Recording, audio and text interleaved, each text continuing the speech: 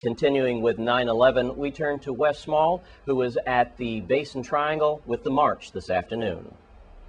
Today is a special day as we commemorate our lost ones from 9/11. You see behind me here veterans and also people from the auxiliary here in the Virgin Islands.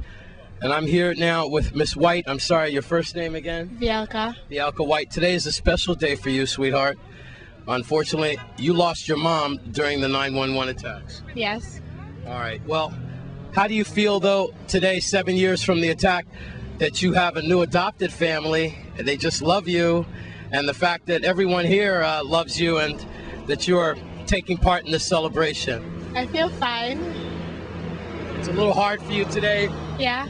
and I guess every day, but I just want to tell you to keep your head up, okay? And we're all praying for you, and you just keep your head up, all right? Okay. Thank you very much. Welcome.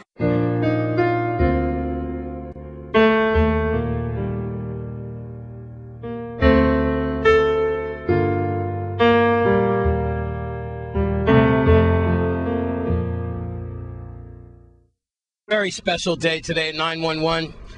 Adjutant, Yes, give me your name, please. Charles David, Adjutant. Adjutant Charles David for American Legion District number 10. All right, as we do this right now, the celebration is the ROTC's in back of us, members of the VIPD, National Guard. I see Vietnam vets out here, even fellows from the Korean War. What does this mean today, sir? 7 years on the attack on the World Trade Center.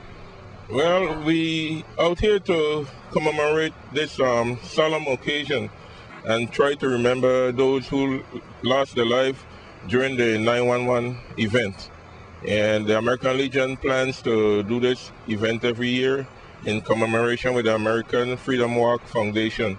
So we are doing this commemorative walk, showing that we support the personnel now serving and those who lost their life. And at 12 noon, we will have an official ceremony up at the American Legion Hall to commemorate the event. Isn't it special? A lot of times I get things from the community like it really didn't affect us directly. But the young lady who's holding the flag, Miss White, her mom was killed in the center attacks. Yes, her mom, Sergeant First Class White, lost her life during the attack on the Pentagon. On the Pentagon in Washington. Right. And then they have some other families in the community who also have lost loved one in the Twin Towers in New York. I know that. So again, this event really affected the whole community, the whole world, as a matter of fact, because, as they say, that's the day the world stood still. Yes, sir. And we will always remember. I want to take you back to your troops now as you take the march through town, through Government House, and into the Auxiliary Hall in Gallows Bay.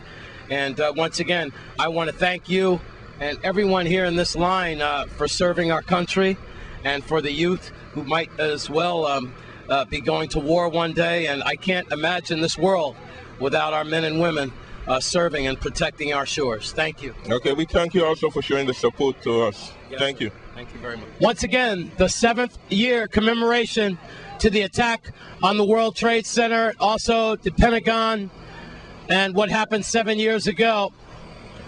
As we see the auxiliary, members from the VIPD, also the fire department, the National Guard, and our veterans. They're all heroes today as we pay tribute to our lost loved ones from the attack at 9/11. Reporting from Basin Triangle, as I hold my head high, I'm Wes Small for News Channel 8. And we have a beefed up security issue over at the Juan Louis Hospital. Wes Small reports on this story. I'm standing here at Juan Louis Hospital where security measures are in place. Now, we understand that Juan Louis Hospital has taken precautionary measures, possibly because of the suspect that is inside. His name is Cyril Peter, 26 years old. He was shot multiple times, along with the unfortunate victim of that drive-by shooting in Harvey. You might remember we just lost Christian Doolington Soto III, 16 years old, that jockey that won his first race. Word on the street unofficial reports are those bullets were not meant for Soto. They were meant for Mr. Peter. Now, that's unofficial. VIPD has gotten some calls about some suspects. They're working on that investigation. That according to VIPD spokesperson Melody Rames. Meanwhile, I'd like to take you to hospital spokesperson Rashidi Clements so he could tell you about any changes in the schedule due to the extra added police security here at Juan Louis Hospital. On the line now, hospital spokesperson Rashidi Clements. Rashidi, please tell us what's the update at Juan Louis today? Well, the update here at Juan Louis is it's another beautiful day in medicine. We're taking good care of folks. We have made some changes in regards to security. There is an incident where we do have a shooting victim here at the hospital, and as we promised, we're working in concert with the Virgin Islands Police Department to ensure the safety of all our staff as well as visitors and patients. So we've made some changes just for the time being until we resolve that situation and we get that individual back to health where he can leave the institution. So until then, we'll be working with the police department to ensure the safety of everyone. In July, Peter, who pleaded guilty to shooting at a man in a state profit in 2006, he was sentenced to 18 months in prison. He has since been, since that jailing, he was given credit for time served. Meanwhile, dead is that young jockey, Mr. Soto, and that brings the number of murders in our territory 33 in all, 13 here on St. Croix, 20 on St. Thomas. So once again, hospital with added security. And again, if anyone knows anything about that shooting in Harvey, you should call 778-4950,